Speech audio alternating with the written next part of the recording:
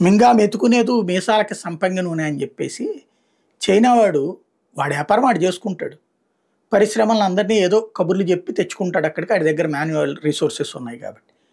అవి అమ్ముకుంటే రూ. 4 వస్తాయి బతుకుతుంటాడు. కానీ ప్రపంచ దేశాలను ఇప్పుడు బెదిరించేస్తున్నాడు. అమెరికాతో కలిసి ఉంటే మేము ఊరుకోం. అమెరికాతో కలిసి నిర్ణయాలు తీసుకుంటే మేము ఊరుకోం. మాతో కలిసి ఉండాలి అన్నటువంటిది. వీటితో ఎట్లా కలిసి ఉంటారు? మ్యానుఫ్యాక్చరింగ్ సెక్టార్ గురించి వీటితో కలిసి ఉంటే ఇక్కడ తయారు చేసిన ఉత్పత్తులు ఎక్కడ అమ్ముకోలేడు? చైనాలో అమ్ముకుంటానికి కుదరదు. చైనాలో వెరైటీస్ చైనా వాళ్ళే అమ్ముకుంటారు.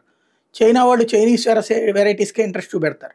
అమెరికా అదొక 20% 30% బిజినెస్ ఉంటుంది. దానికి సాక్ష్యం బీవైడీను టెస్లా. బీవైడీ 80%, 20% మాత్రమే టెస్లా ఉంటుంది.